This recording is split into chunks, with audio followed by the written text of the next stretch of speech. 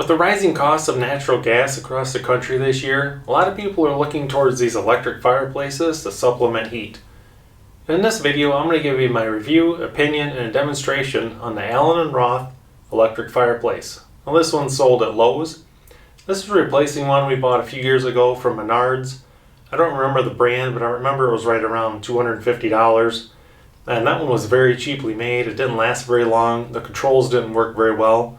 So this time we opted to spend a little more money, get a better quality unit, and it's really paid off. So I'll go over the features, and by the end of the video, you'll be able to decide if this is the right fireplace for you. I saved the front of the box so you guys can see the specs, what it looks like if you go to Lowe's, or if you order online. This is the number you're looking for. Now right here it's got some of the specs: 24 inches wide, 1500 watts, and it is supplemental heat up to 1,000 square feet. So if you don't have any heat in the room, I would say that it's going to heat up a room that's about 400 square feet with no other heat. Or let's just say you do have heat in a room and you just need it a little bit warmer, then I would say the biggest room it's going to do is about 700 square feet. The 1,000 square feet is quite a stretch. The room I keep it in right now is about 160 square feet, and it is plenty for this room.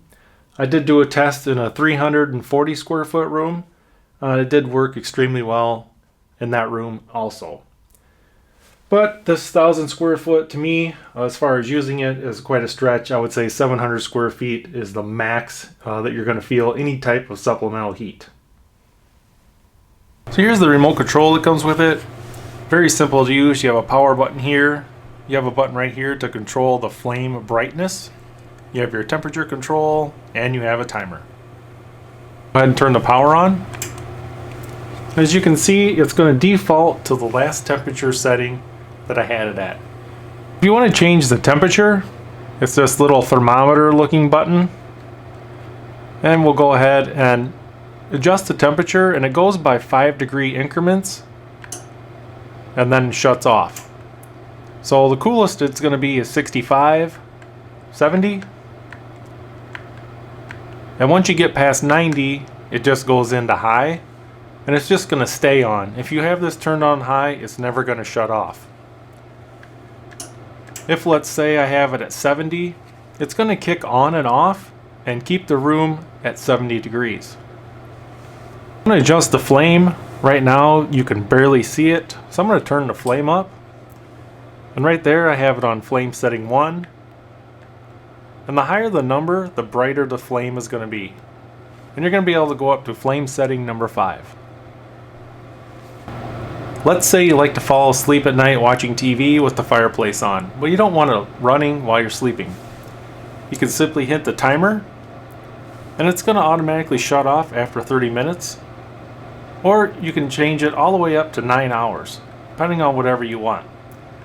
Let's say it's 9 o'clock and you figure you're going to fall asleep at maybe 10 or 11 and you want to shut off. You can just set it on 2 hours, and it will automatically shut off after 2 hours no matter what temperature.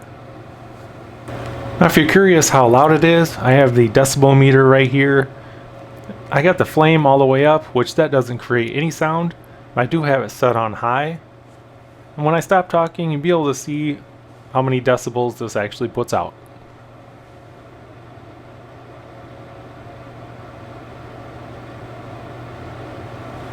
So we're right around 50 decibels. I'm going to go ahead and shut it off so you can see the difference in the sound.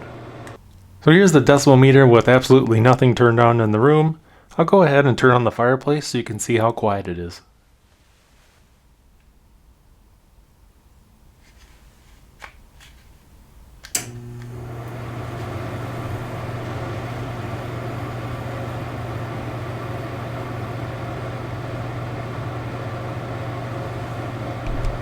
Now if you have small kids and you worry about them touching the fireplace and getting burned, there's really nowhere on the fireplace where it's that hot. If you held your hand on there for a good 5 seconds, it's going to be pretty warm. But I can touch all over the fireplace and nothing is really that warm. So you don't really have to worry much about kids burning themselves if they do touch it. And right here up at the source, if you take a look with this meat thermometer, it's putting out about 90 degrees right up here at the source.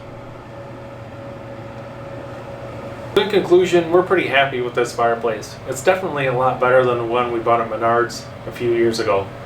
We should have spent a little more money back then to get a better quality fireplace, but this time we opted to spend a little more money on a little better quality and should last a lot longer.